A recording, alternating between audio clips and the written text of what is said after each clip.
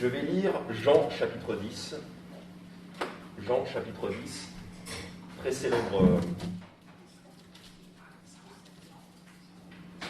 célèbre passage du Seigneur Jésus, très célèbre citation du Seigneur Jésus, Jean chapitre 10,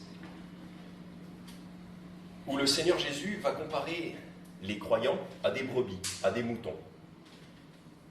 On va pas étudier ce chapitre en plein, mais en guise d'introduction, je vais vous lire Jean chapitre 10, versets 1 à 30.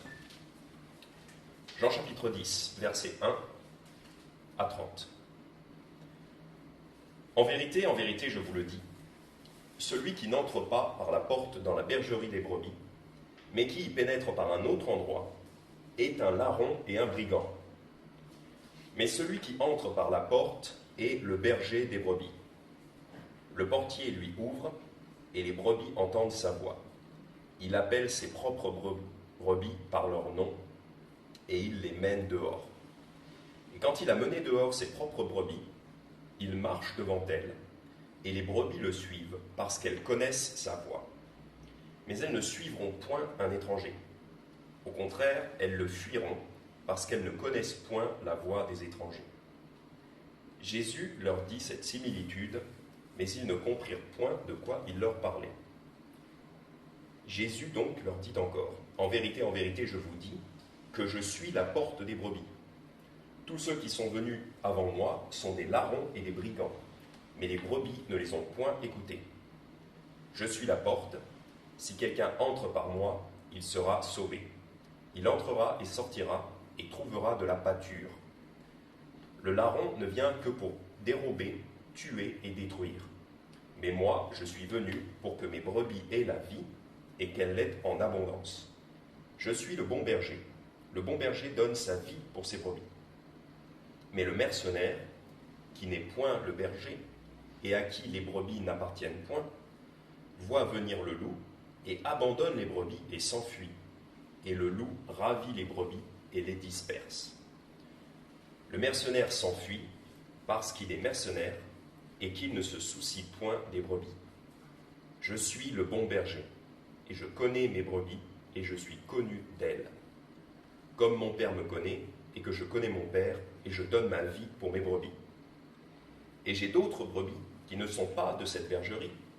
Il faut aussi que je les amène, et elles entendront ma voix, et il y aura un seul troupeau et un seul berger.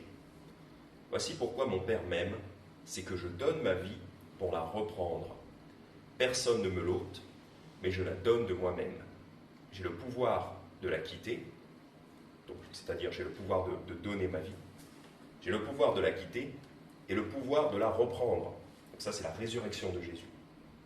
J'ai reçu cet ordre de mon Père. On va sauter quelques versets et on va reprendre au verset 26. On va reprendre au verset 26. Mais vous ne me croyez pas, donc ça c'est les Juifs, c'est les incrédules, mais vous ne me croyez pas, verset 26, parce que vous n'êtes point de mes brebis, comme je vous l'ai dit. Mes brebis entendent ma voix, et je les connais, et elles me suivent. Et je leur donne la vie éternelle, et elles ne périront jamais, et nul ne les ravira de ma main. Mon Père, qui me les a donnés, est plus grand que tous, et personne ne peut les ravir de la main de mon Père. Moi et mon Père, nous sommes un. Donc, on va pas étudier ce passage-là en particulier en détail, mais ce que je voulais relever dans ce passage, c'est que Jésus, à de très nombreuses reprises, appelle les croyants des brebis, des moutons. Donc, il utilise cette similitude. D'ailleurs, il est dit au verset 6, Jésus leur dit cette similitude. En fait, une similitude, c'est une parabole, c'est un exemple de la vie terrestre qui permet d'éclairer, qui permet d'expliquer les choses spirituelles. Donc, Jésus utilise la comparaison avec des brebis pour décrire les croyants. Et en fait, on verra que ça décrit en fait tous les êtres humains, et en particulier les croyants. Ici, en Jean chapitre 10, au verset 28, on a un passage qui nous prouve bien la sécurité éternelle du croyant. une brebis de Jésus, un croyant de Jésus, ne peut pas perdre son salut, contrairement à ce que certains faux prophètes enseignent. Certains faux prophètes enseignent que l'on peut perdre son salut. C'est une hérésie totale. Un croyant en Jésus, quelqu'un qui a placé sa foi en Jésus, est sécurisé, car Jésus nous dit au verset 28, « Je leur donne la vie éternelle ». Donc la vie éternelle, c'est une vie qui dure pour toujours, et c'est un don de Dieu, donc c'est totalement gratuit. Je leur donne la vie éternelle, c'est pour ça qu'on ne peut pas perdre son salut, parce que éternel, ça veut dire pour toujours. Elles ne périront jamais. Donc il dit la même chose, mais d'une façon différente. Donc vie éternelle et ne périront jamais, c'est la même chose, mais selon deux façons de le dire différentes. Et elles ne périront jamais, les brebis de Jésus, et nul ne les ravira de ma main. C'est-à-dire que quand on est sauvé, quand on a placé sa foi en Jésus, on est comme dans la main de Dieu, et personne ne peut vous enlever de la main de Dieu, car Dieu est plus fort. Donc Dieu vous tient, et personne ne peut vous enlever de sa main. C'est pour ça que nous sommes sécurisés en Jésus-Christ. La vie éternelle ne peut pas être perdue, de toute évidence. Et c'est un rappel. Verset 29, « Mon Père qui me les a donnés est plus grand que tous, et personne ne peut les ravir de la main de mon Père. Moi et le Père, nous sommes un. » Donc Jésus-Christ vous tient, le Père vous tient, ils vous tiennent tous les deux, et il n'y en a aucun qui va vous lâcher, et il n'y a personne qui ne peut vous enlever de la main de Dieu. Ça, c'était en guise d'introduction, de rappel. Voilà. Un chrétien, une fois sauvé, est toujours sauvé. Alors, ce que je veux étudier aujourd'hui, c'est que Jésus, dans ce passage, appelle ces croyants, les croyants, des brebis. Et le titre du message, c'est « Les gens sont des moutons ». Les gens sont des moutons. Alors, c'est une phrase qui, souvent, est dite avec un certain dédain, avec peut-être un certain mépris ou en guise de moquerie. On va dire « les gens sont des moutons » pour dévaloriser les gens et dire que les gens vont suivre à peu près n'importe quoi et vont faire un petit peu n'importe quoi, comme des moutons. C'est une phrase même les gens du monde vont dire cette phrase. Enfin, en particulier, les gens du monde vont dire cette phrase, « les gens sont des moutons », pour pouvoir, d'une façon moqueuse, et pour pouvoir dénigrer les gens, et en quelque sorte dire que les autres sont stupides. Les gens sont des moutons. Ecclésiaste, chapitre 10, verset 3. Alors attention, je n'ai pas dit que c'était une façon correcte de parler. Ecclésiaste, chapitre 10, verset 3. Mais c'est une phrase qui se dit dans le monde. C'est une phrase qui se dit. Souvent, vous entendrez les gens dire « les gens sont des moutons ». D'ailleurs, je crois même que c'était le général de Gaulle qui avait dit « les Français sont des veaux ». Ça vous dit quelque chose? Les Français sont des veaux? Voilà. Donc c'était pour se moquer, pour dire que les Français sont stupides. Bon, c'est pas nécessairement une chose à dire, mais c'est une phrase qui se dit. Ecclésiaste, chapitre 10, verset 3. Ecclésiaste, chapitre 10, verset 3, donc vous avez le livre des psaumes au milieu de la Bible, après vous avez Proverbes, après vous avez Ecclésiaste. Ecclésiaste, chapitre 10, verset 3. Ecclésiaste, chapitre 10, verset 3. Et même quand l'insensé marche dans le chemin, donc un insensé, voilà, c'est une personne idiote qui ne suit pas la Bible, et même quand l'insensé marche dans le chemin, donc par exemple dans la rue ou n'importe où, voilà, le sens lui manque. Et il dit de chacun, voilà un insensé. Il dit de chacun, voilà un insensé. Donc en fait, il va traiter tout le monde d'insensé, d'idiot. Lui-même est un insensé, et il va dire que tous les autres sont des insensés. Mais lui-même est un insensé, donc il faudrait d'abord qu'il s'examine lui-même. Et c'est un petit peu, ce verset-là nous résonne bien justement avec cette façon qu'on a de dire les gens sont des moutons. C'est un petit peu comme si un insensé disait voilà, tout le monde est un insensé. Regarde comme il est stupide, regarde c'est un mouton, regarde c'est un mouton. Alors que soi-même, on manque de sens. C'est ce que veut dire ce verset. Et même quand l'insensé marche dans le chemin, le sens lui manque et il dit de chacun voilà un insensé. Alors que lui-même est un insensé.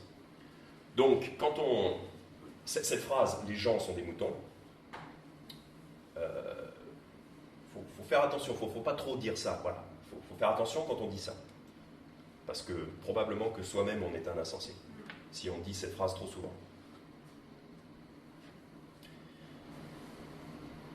Alors donc, comme on a vu en Jean chapitre 10, le Seigneur Jésus appelle les croyants, il les appelle des brebis, donc des moutons. En Matthieu 25,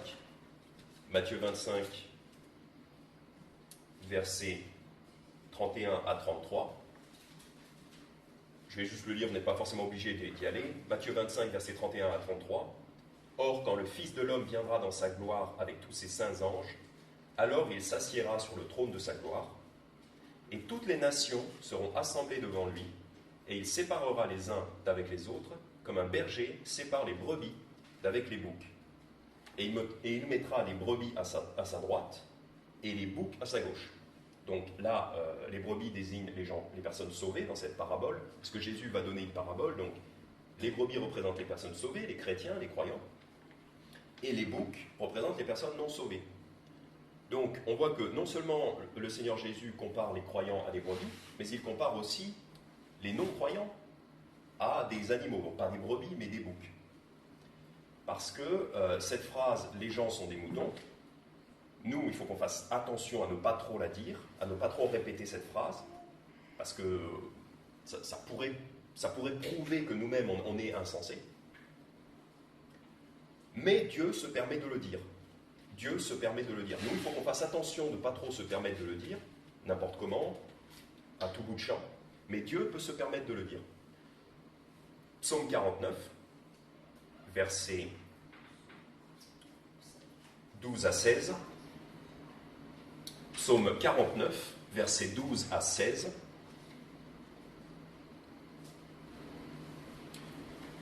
Psaume 49, versets 12 à 16. Donc ça parle des non-croyants. Ils pensent que leurs maisons dureront éternellement et leur demeure d'âge en âge. Ils ont donné leur nom à leur terre. Mais l'homme ne peut demeurer dans son éclat. Donc l'homme mortel ne peut demeurer dans son éclat. Il est rendu semblable aux bêtes qui périssent. Donc là, c'est Dieu qui peut se permettre de dire qu'un homme mortel, un homme charnel, un homme de chair, va mourir aussi bien que les bêtes. Quelqu'un qui ne place pas sa foi en Jésus-Christ mourra de la même façon que les animaux. Pas d'une façon plus glorieuse que les animaux. Si vous voyez un renard écrasé au bord de la route, par une voiture écrasée, eh ben, un être humain qui meurt dans sa chair, sans avoir cru en Jésus, ben c'est pas plus joli que ce renard écrasé au bord de la route. Verset 14, « Telle est la voie sur laquelle ils se fient, et leurs successeurs se plaisent à leur discours. Ils sont poussés au sépulcre », donc le sépulcre c'est le tombeau, c'est l'enfer pour ceux qui meurent sans Jésus-Christ. Ils sont poussés au sépulcre comme un troupeau. La mort se repaîtra d'eux, les justes domineront sur eux au matin. Leur beauté sera consumée dans le sépulcre, loin de leurs habitations. Donc on voit ici que le Seigneur parle des non-croyants comme d'un troupeau. Voilà, il les compare à des animaux. C'est pas très glorieux.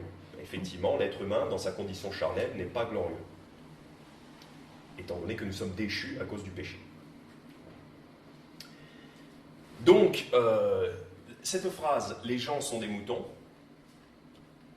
il faut que nous fassions attention à ne pas trop dire cela, voire pas du tout, mais c'est une vision réaliste de l'être humain. C'est une vision réaliste de l'être humain de la part de Dieu. Alors, qu'est-ce que ça implique, donc, du coup, pour nous? Qu'est-ce qu'implique cet état de fait? Parce que même Jésus nous dit qu'on est des brebis. Qu'est-ce que ça implique pour nous? Quelles leçons on peut tirer de cette chose-là, de cet état de fait? Premièrement, première leçon que nous pouvons tirer, reconnaissons qu'il est dangereux de croire que nous pouvons penser par nous-mêmes comme si nous avions en nous-mêmes la capacité de définir ce qui est juste et de trouver le bon chemin en nous-mêmes. Faisons attention, car il est dangereux de croire que l'être humain peut décider pour lui-même ce qui est juste et ce qui n'est pas juste. Proverbe chapitre 12, verset 15. Donc je vais m'expliquer. Je vais expliquer. Parce que, bon, c'est pas pour dire qu'on ne doit pas faire preuve d'esprit critique. C'est pas pour dire qu'on ne peut pas réfléchir. Car le Seigneur nous commande de réfléchir et de faire preuve d'esprit critique. Ce qu'il faut éviter, le piège qu'il faut éviter, c'est de croire que nous sommes capables en nous-mêmes, comme si nous avions cette sagesse infuse, de décider ce qui est bon, ce qui est correct et ce qui est profitable. Ce n'est pas le cas. Mais on pourrait le penser. Proverbe chapitre 12, verset 15. Proverbe chapitre 12, verset 15. La voix de l'insensé est droite à ses yeux, mais celui qui écoute le conseil est sage.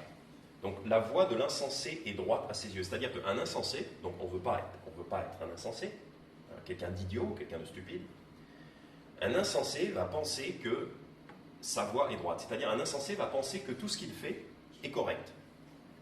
Ce qui est logique d'un point de vue humain. On doit logiquement penser que ce qu'on fait est correct. C'est logique d'un point de vue humain. Mais c'est un piège, la Bible nous dit l'insensé, la voix de l'insensé est droite à ses yeux. Au contraire, mais celui qui écoute le conseil est sage.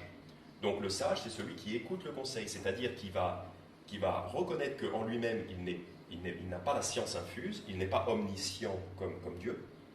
Et donc, le sage va chercher des conseils à l'extérieur. Voilà, des bons conseils à l'extérieur. L'insensé, il est renfermé sur lui-même, il dit, voilà, j'ai raison, tout ce que je pense, c'est la vérité, voilà, je ne peux pas me tromper. Voilà, l'insensé, c'est ça.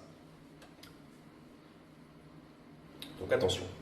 Et celui qui croirait qu'il est capable d'inventer le bien et le mal par lui-même, ne se rendra pas compte qu'il est toujours influencé par quelque chose. Même souvent les athées, on répète beaucoup... les athées sont très fiers de soi-disant donc penser par eux-mêmes, mais ils ne se rendent pas compte qu'ils sont influencés par tout un tas de choses à l'extérieur.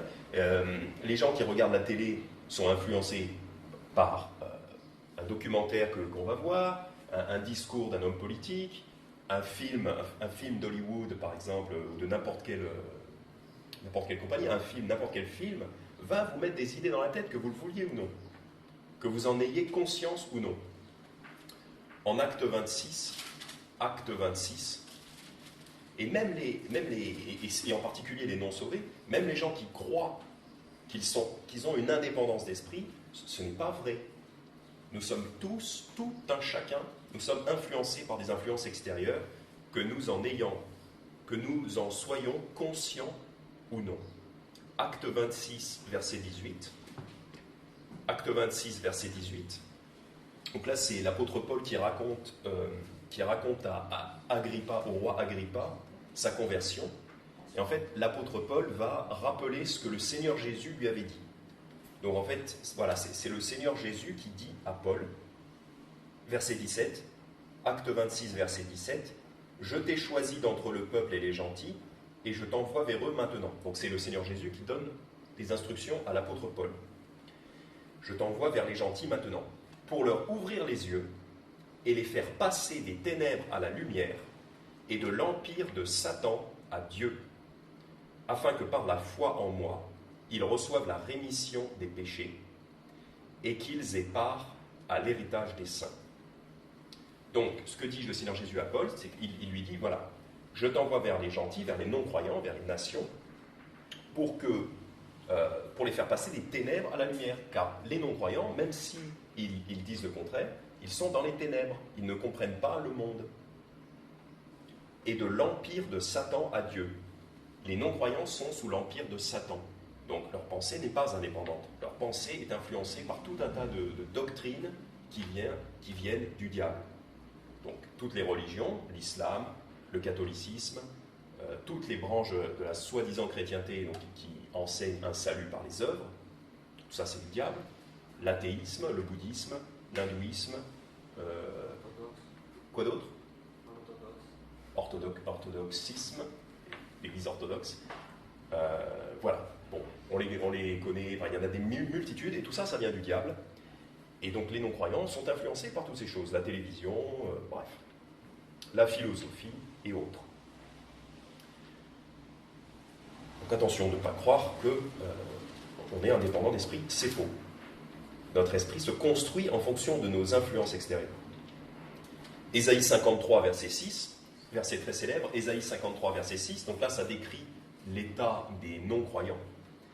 Ésaïe 53, verset 6, avant d'être sauvés, nous étions tous errants comme des brebis, nous suivions chacun son propre chemin, et l'Éternel a fait venir sur lui, c'est-à-dire sur Jésus-Christ, l'iniquité de nous tous.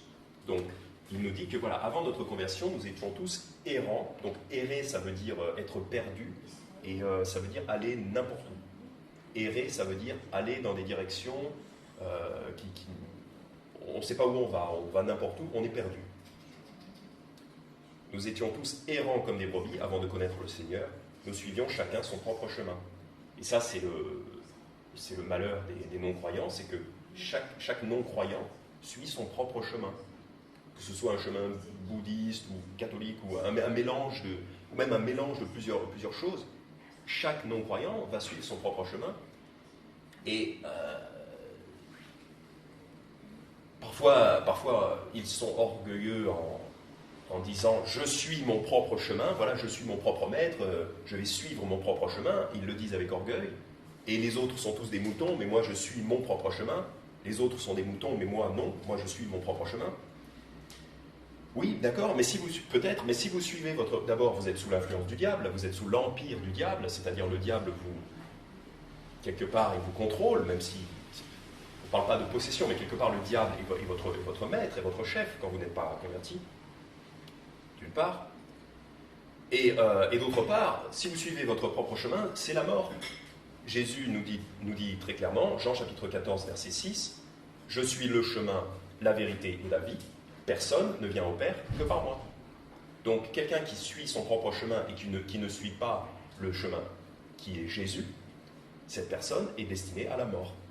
Car la vie est en Jésus seul. Et pour nous qui sommes sauvés, donc là en Ésaïe chapitre 53, verset 6, c'était pour les gens qui ne sont pas encore sauvés, chacun suit son propre chemin comme des brebis perdues. Mais pour les gens qui sont déjà sauvés, on a toute une histoire de fausses d'idées mensongères qui nous ont été données avant que nous soyons sauvés, avant que nous commencions à étudier la Bible. Et il faut se débarrasser. En fait, la plupart des choses qu'on nous a enseignées, une très grande partie des choses qu'on nous a enseignées, sont fausses.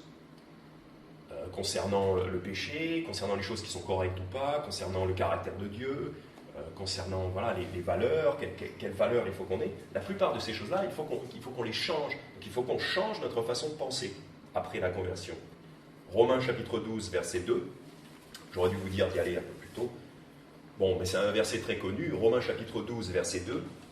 « Et ne vous conformez point au présent siècle, donc ne soyez pas comme le monde, mais soyez transformés par le renouvellement de votre esprit, afin que vous éprouviez que la volonté de Dieu est bonne, agréable et parfaite. » Romains chapitre 12, verset 2, donc verset très connu, très célèbre, toujours bon à rappeler. Ne soyez pas comme le monde, mais au contraire, soyez transformés. Donc là il y aura un changement qui sera nécessaire pour le nouveau croyant, pour le croyant. Si on vous a dit des choses avant qui ne sont pas conformes à la Bible, il faut arrêter de croire ces choses-là, il faut arrêter de penser comme ça. Mais soyez transformés par le renouvellement de votre esprit. Voilà. Il faut changer sa façon de penser. Parce que, comme un mouton, il est dangereux de croire qu'on peut inventer son propre chemin.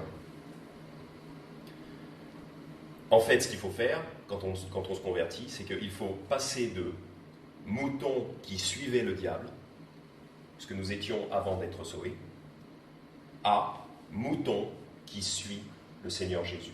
Il faut passer de moutons qui suivaient le diable à moutons qui suivent le Seigneur Jésus. Et voilà, c'est comme ça. Proverbe chapitre 3, versets 5 à 7, très connu, je vais le lire tout de suite directement. Proverbe chapitre 3, versets 5 à 7. confie-toi en l'Éternel de tout ton cœur et ne t'appuie point sur ta prudence. Donc ne t'appuie point sur ta propre sagesse. Considère-le dans toutes tes voies et il dirigera tes sentiers. Ne sois point sage à tes propres yeux. Ça, c'est ce que fait l'insensé. On l'a vu en Proverbe chapitre 12. On l'a vu en Proverbe chapitre 12. C'est ce que fait l'insensé. L'insensé pense qu'il est sage à ses propres yeux. Ne sois point sage à tes propres yeux. Crains l'Éternel et détourne-toi du mal. Voilà.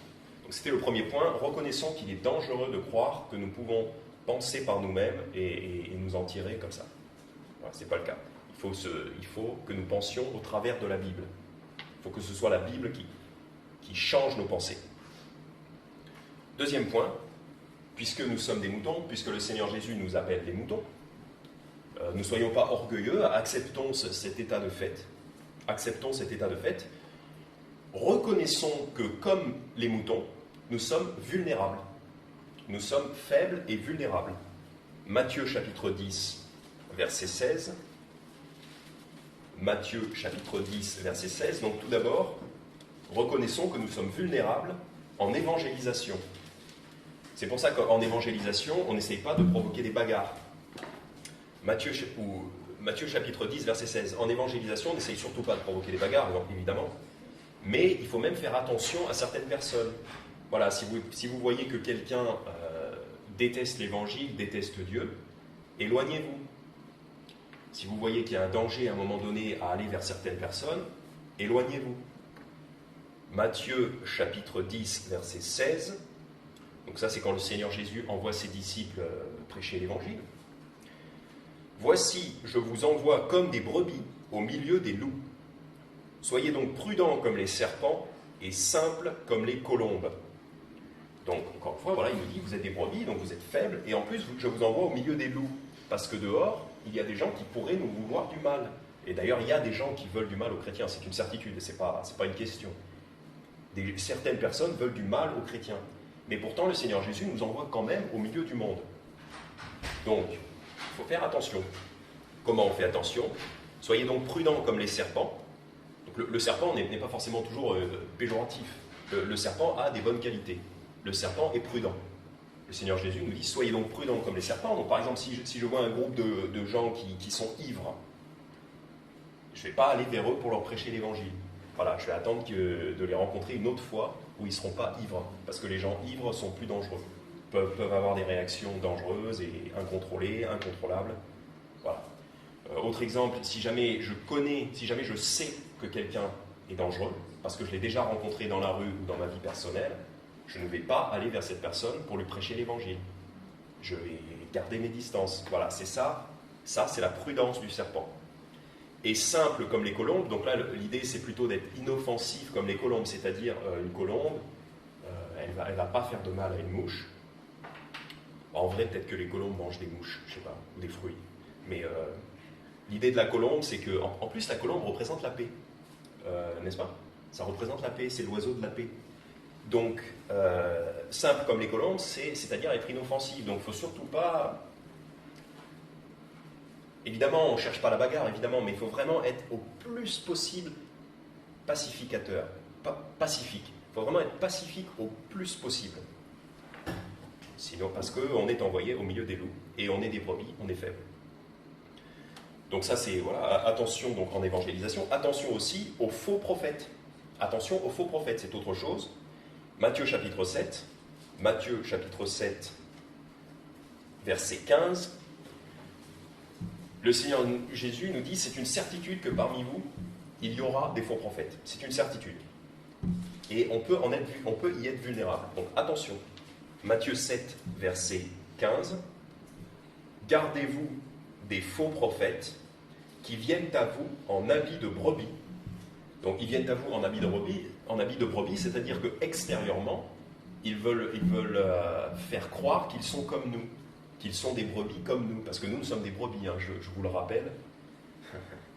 Gardez-vous des faux prophètes qui viennent à vous en habit de brebis, donc ils veulent se faire passer pour l'un d'entre nous, pour un chrétien, mais qui, au-dedans, sont des loups ravissants. Donc en vrai, c'est une personne pourrie à l'intérieur, une personne qui est du fumier, comme le dit le Seigneur.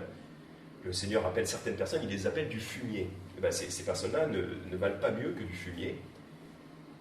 Ils viennent à vous en habits de brebis, mais qui au-dedans sont des loups ravissants, des personnes très dangereuses, des personnes qui n'ont au cœur que de détruire. Et d'ailleurs, c'est ce qui était dit en Jean chapitre 10, qu'on a lu tout à l'heure.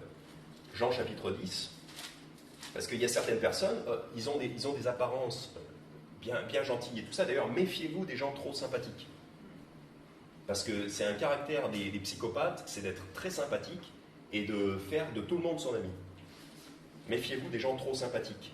Et les loups qui vont vouloir vous détruire les chrétiens, vont s'habiller en habits de brebis pour faire comme s'ils étaient des chrétiens. On l'a vu tout à l'heure en Jean chapitre 10, verset 10, le larron, donc le voleur, le brigand, le larron ne vient que pour dérober, tuer et détruire. Ça, c'est ce que voudraient faire les faux prophètes, des faux frères qui s'infiltreraient parmi nous.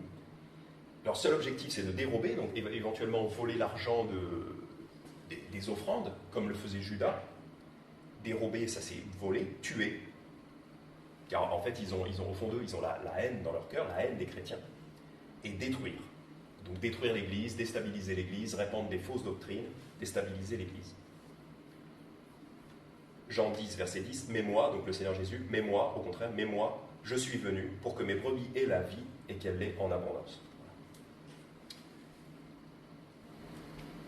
Donc, gardons-nous des faux prophètes. Faisons attention, sachant que ces gens-là vont arriver, c'est une certitude, dans chaque église. On ne sait pas qui, voilà, bon, on va pas vivre dans la paranoïa, parce que le Seigneur Jésus est avec nous, donc on n'a rien à craindre. En définitive, on n'a rien à craindre. Mais voilà, faisons attention. Donc, comment... Puisque nous sommes vulnérables face à ces personnes-là, soyons d'autant plus ancrés dans la parole de Dieu, dans la prière, et recherchons la protection de Dieu en étant au plus proche possible de sa volonté. Et les faux prophètes, ils vont se révéler par leur parole. C'est-à-dire que tôt ou tard, ils vont dire quelque chose qui contredit l'Évangile, en fait, tout simplement. Ils vont dire une hérésie de damnation qui contredit l'Évangile, et tôt ou tard, ils vont se révéler. Mais avant que cette personne ne soit révélée, voilà, il faut faire attention. C'est pour ça aussi que ne faites pas entièrement confiance à quelqu'un sous prétexte qu'il est à l'Église ou qu'il se dit lui-même être un frère. Ne donnez pas votre confiance à n'importe qui sous prétexte que cette personne dit qu'il est un frère ou une sœur. Parce que peut-être que c'est un loup en habit de brebis, peut-être. Surtout si vous avez des enfants. Si vous êtes une brebis, alors combien plus vos enfants sont des petits agneaux vulnérables. Voilà. On pense, par exemple, pour laisser vos enfants à garder à d'autres personnes. Bref. Soyons au courant de ces choses-là, car nous sommes vulnérables. Et en plus, des gens veulent notre mal. Les gens veulent nous faire du mal, certaines personnes. Actes chapitre 20. Actes chapitre 20. Donc du côté des gens, on va dire, qui sont les chrétiens ordinaires, qui ne sont pas un pasteur, donc voilà, soyons au courant, ne faites pas forcément confiance à n'importe qui. Du point de vue des pasteurs, du point de vue d'un pasteur, on va dire de quelqu'un qui serait un peu plus responsable, on va dire, du point de vue d'un pasteur ou d'un évangéliste, voilà, il faut carrément agir contre ces personnes-là. Donc acte chapitre 20, versets 28 à 31. Acte chapitre 20, versets 28 à 31. Donc là, c'est l'apôtre Paul qui donne des instructions à des pasteurs, on va dire, aux responsables d'une église. Et donc ça s'applique mais quelque part, ça s'applique un peu à nous tous aussi, hein, mais en particulier aux pasteurs. Prenez donc garde à vous-même et à tout le troupeau. Donc là encore, on parle de troupeau, on parle de brebis, voilà. Prenez donc garde à vous-même et à tout le troupeau sur lequel le Saint-Esprit vous a établi évêque. Donc évêque, c'est pasteur, c'est comme un pasteur, pour paître l'Église de Dieu qu'il a acquise par son propre sang. Car je sais, voilà, il n'y a pas de doute, je sais qu'après mon départ, il s'introduira parmi vous des loups ravissants qui n'épargneront point le troupeau. Donc c'est une certitude pour l'apôtre Paul, c'est une certitude pour nous aussi, qu'après le départ de Paul, donc Paul est parti, hein, Paul n'est pas là, donc voilà, pour nous c'est maintenant, il s'introduira parmi vous des loups ravissants, donc en secret, hein, ils vont pas dire je suis un loup, ils ne vont pas montrer leurs dents, qui n'épargneront point le troupeau, et qu'il s'élèvera parmi vous des hommes qui annonceront des doctrines pernicieuses.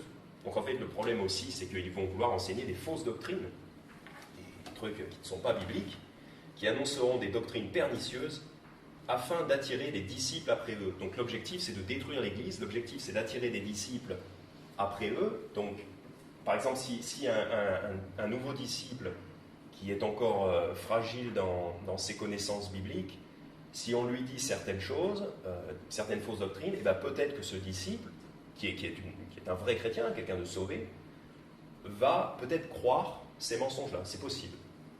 Donc le faux prophète, lui, son objectif, c'est de dire des mensonges de façon très subtile et cachée pour pouvoir attirer des chrétiens qui ne sont pas fermement ancrés dans la parole et qui ne connaissent pas très bien la parole de Dieu. Donc, afin d'attirer les disciples après eux, donc de séparer l'Église, finalement de détruire l'Église, de saboter le travail de Dieu. Car Dieu construit son Église. Donc ces gens-là veulent détruire l'Église. Au contraire du Christ qui construit son Église. Verset 31. Et donc là, on voit ce que les pasteurs doivent faire. Mais quelque part, on doit tous un petit peu faire ceci, veiller à cela. Verset 31. Veillez donc, c'est-à-dire faites attention, soyez des sentinelles, veillez donc, vous souvenant que durant 3 ans, donc si je vous le répète beaucoup, sachez que Paul l'a répété pendant 3 ans. Paul a répété pendant 3 ans qu'il y aurait des loups ravisseurs. Donc pour nous, c'est normal de le répéter beaucoup aussi. Veillez donc, vous souvenant que durant 3 ans, je n'ai cessé, nuit et jour. Nous, on ne fait pas ça nuit et jour, mais Paul, il faisait ça nuit et jour. D'avertir chacun de vous avec larmes. D'avertir chacun de vous avec larmes. C'est important qu'on soit tous avertis avec larmes parce que c'est un sujet sérieux. Si un loup va s'en prendre à votre enfant, ben, ce sera des larmes.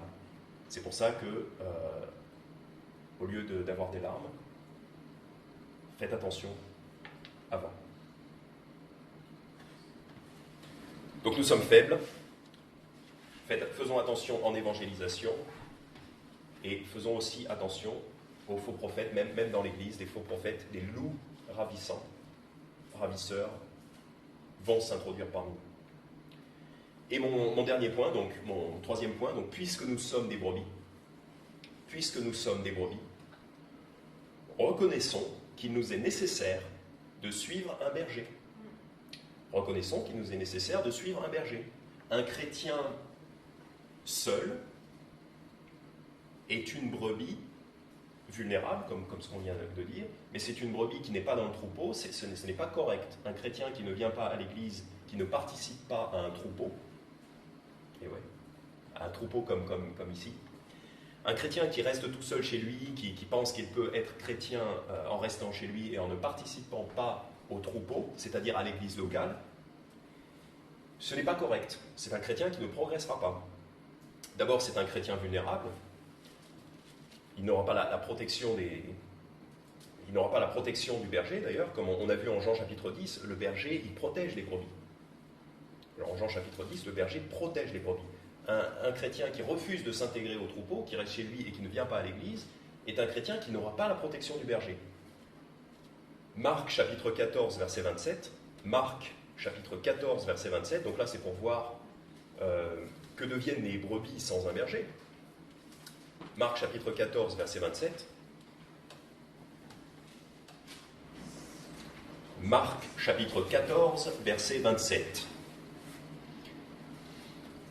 Donc, c'est juste pour un peu de contexte, verset 26, « Et après qu'ils eurent chanté le cantique, ils s'en allèrent à la montagne des Oliviers. » Donc c'est après le dernier souper de Jésus avec ses disciples.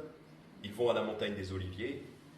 Et alors Jésus leur dit, verset 27, « Alors Jésus leur dit, « Je vous serai cette nuit à tous une occasion de chute, car il est écrit, « Je frapperai le berger, et les brebis seront dispersées. » Donc Jésus les prévient. C'est la nuit de son arrestation. Jésus va être arrêté cette nuit-là.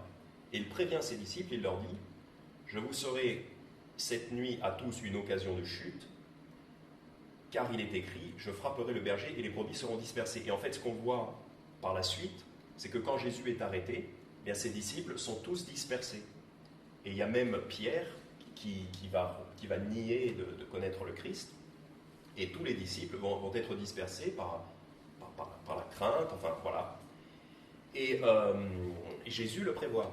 Et en fait, très souvent, on est un petit peu, on pourrait être tenté de critiquer un peu ses disciples pour avoir abandonné Jésus. On pourrait dire, les disciples n'ont pas tenu ferme, ils auraient dû tenir ferme et rester avec Jésus. On est tenté de les critiquer et de mal considérer les disciples qui ont abandonné Jésus.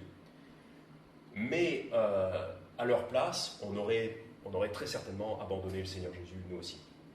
Puisque le Seigneur Jésus le sait. Et d'ailleurs, quand il dit, ici au verset 27, il fait une citation de l'Ancien Testament, car il est écrit « Je frapperai le berger et les brebis seront dispersées ». Donc en fait, c'est déjà prévu depuis l'Ancien Testament, de toute éternité.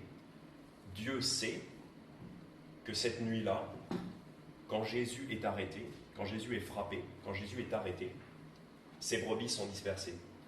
C'est pour ça que nous il ne faut pas trop qu'on critique les disciples pour avoir abandonné Jésus, parce que c'est prévu, de toute façon c'est prévu, c'est dans la nature humaine. Comme les êtres humains sont des brebis, si vous frappez le berger, si vous frappez Jésus, et là Jésus a été frappé, eh bien c'est normal que les brebis soient dispersées et soient sans ressources. C'est normal. Voilà, il ne faut pas trop critiquer les disciples pour avoir fait ça. Déjà on aurait fait pareil, on l'aurait abandonné. Et en fait Jésus nous montre simplement notre faiblesse, nous montre notre nature humaine. C'est pour ça que le chrétien doit se rendre compte qu'il a besoin d'un berger. Puisque s'il n'y a pas le berger, comme ici on voit que le berger est frappé, s'il n'y a pas le berger, les brebis ne font plus rien de constructif. Les brebis se retrouvent sans force, sans Jésus.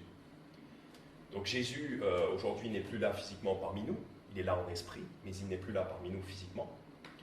Mais nous avons d'autres hommes qui servent de sous-bergers. D'ailleurs, on les appelle des pasteurs. On a d'autres hommes qui, quelque part, nous montrent un peu l'exemple, nous montrent l'exemple. 1 Corinthiens, chapitre 4, verset 16. Donc, aujourd'hui, on n'a plus le Seigneur Jésus physiquement parmi nous, mais il y a d'autres personnes, d'autres hommes. 1 Corinthiens, chapitre 4, verset 16. « Je vous en supplie donc, soyez mes imitateurs. » C'est l'apôtre Paul qui dit ça aux chrétiens de Corinthe. « Je vous en supplie donc, soyez mes imitateurs. » Donc, faites comme moi. L'apôtre Paul leur dit, faites comme moi. Et il nous dit à nous aussi, faites comme moi. Vous pouvez prendre exemple sur l'apôtre Paul. 1 Corinthiens 11, verset 1. 1 Corinthiens 11, verset 1.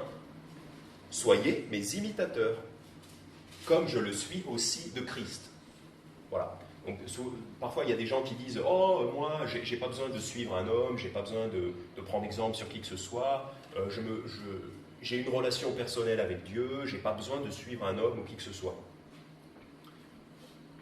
C'est pas correct.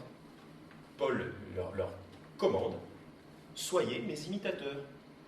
Imitez mon comportement, faites comme moi, suivez mon exemple. Comme je le suis aussi de Christ. » Évidemment, il faut bien regarder la personne que vous voulez imiter. Est-ce que la personne imite Christ?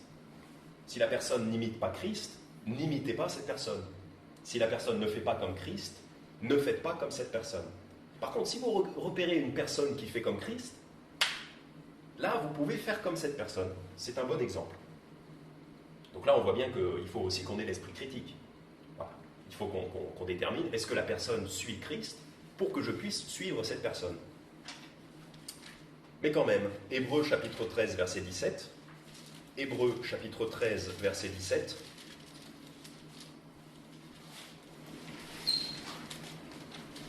Nous avons des pasteurs, nous avons des bergers. Ce n'est pas pour rien, c'est parce que nous en avons besoin, comme nous sommes des brebis. Hébreux chapitre 13, verset 17.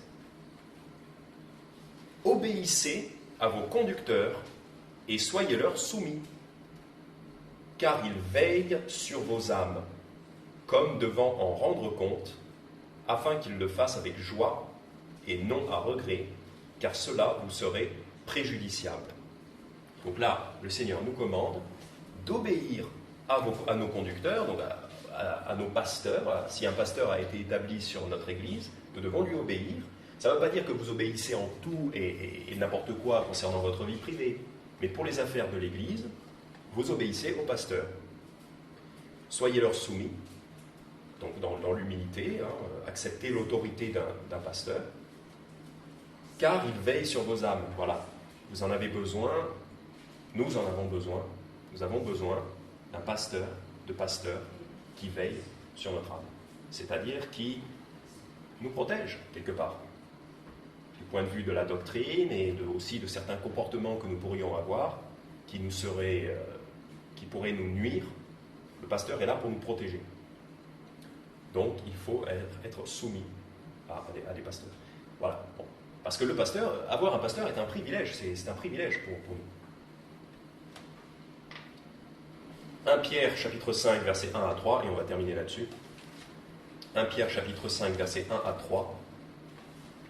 Donc c'est juste après. Vous avez Hébreux, Jacques, et ensuite 1 Pierre. 1 Pierre chapitre 5 verset 1 à 3. 1 Pierre chapitre 5 verset 1 à 3. Je prie les anciens qui sont parmi vous, moi qui suis ancien avec eux, témoins des souffrances de Christ et participants de la gloire qui doit être manifestée. Paissez le troupeau de Dieu qui est au milieu de vous. Donc le verbe paître, ça veut dire faites-les manger, donnez-leur à manger. Donc là il dit donner à manger, donc là c'est spirituel, ça veut dire enseigner. Donner à manger spirituellement, donc enseigner le troupeau de Dieu qui est au milieu de vous, veillant sur lui, non par contrainte, mais volontairement, non pour un gain honteux, mais par affection. Donc ça, c'est des instructions qui sont données au pasteur. C'est des instructions qui sont données au pasteur. Pardon. Donc il dit au pasteur d'enseigner le troupeau de Dieu, donc c'est-à-dire d'enseigner toute la Bible à l'Église, de veiller sur le troupeau, donc c'est-à-dire de les protéger, de faire attention à ce que rien de mal n'arrive aux frères et sœurs de l'Église, non par contrainte, mais volontairement. Donc il faut que le pasteur soit volontaire pour faire ce métier, ça ne doit pas être une contrainte pour ces personnes, non pour un gain honteux, mais par affection. Donc c'est pas pour l'argent que le pasteur doit faire ce métier-là. Si un pasteur le fait pour l'argent, c'est un très très mauvais calcul. Ou alors c'est un faux prophète. Parce que être pasteur, ça ne rapporte pas des masses d'argent, normalement. Si vous voyez un pasteur qui gagne beaucoup d'argent, c'est un faux prophète, avec certitude. Parce que c'est pour ça qu'ils vont faire ce métier-là. Un vrai homme de Dieu, un vrai prédicateur de Dieu ne gagnera pas d'argent, c'est sûr. C'est sûr et certain. Verset 3. Non comme ayant la domination sur les héritages du Seigneur. Donc les héritages du Seigneur, c'est nous, c'est vous, c'est moi, c'est nous. Nous sommes les héritages du Seigneur, nous sommes ses enfants. Donc le pasteur ne doit pas gérer l'Église comme s'il dominait sur l'Église, comme s'il était roi. Non, c'est pas ça. Mais en étant les modèles du troupeau. Donc un modèle, c'est un exemple. C'est quelqu'un qui doit servir d'exemple. Donc le pasteur doit servir d'exemple au troupeau pour que nous autres, nous puissions regarder cet homme, donc, qui est certes est un homme, donc il est imparfait, il n'est pas parfait, mais c'est quand même notre modèle, puisque si nous avons déterminé que cet homme suit le Christ, bien nous pouvons prendre exemple sur cet homme. Sachant bien sûr, évidemment, qu'il n'est pas parfait, évidemment. Et puis, idéalement, on devrait aussi tous être des modèles les uns pour les autres. Donc, en conclusion, le Seigneur Jésus enseigne que tous les hommes sont comparables à des moutons. Donc nous, on ne peut pas trop se permettre de dire ça, surtout si c'est pour le dire de façon méprisante. Voilà, on ne peut pas se permettre de dire ça. Il faut faire attention de ne pas dire ça, que les gens sont des moutons, tous les gens sont des moutons. Nous autres, il faut faire attention à ne pas trop le dire. Mais Dieu le dit, et Dieu peut se permettre de le dire, pour de bonnes raisons. Voilà, il faut pas que notre orgueil soit blessé. Enfin, si notre orgueil est blessé, tant mieux. Si notre orgueil est blessé, tant mieux. Mais il faut l'accepter avec humilité. Nous avons des caractéristiques de brebis, nous avons des caractéristiques de moutons. Premièrement,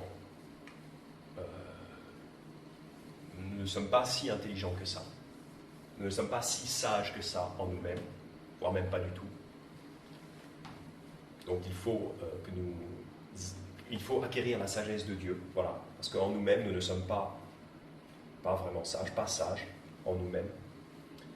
C'était le premier point.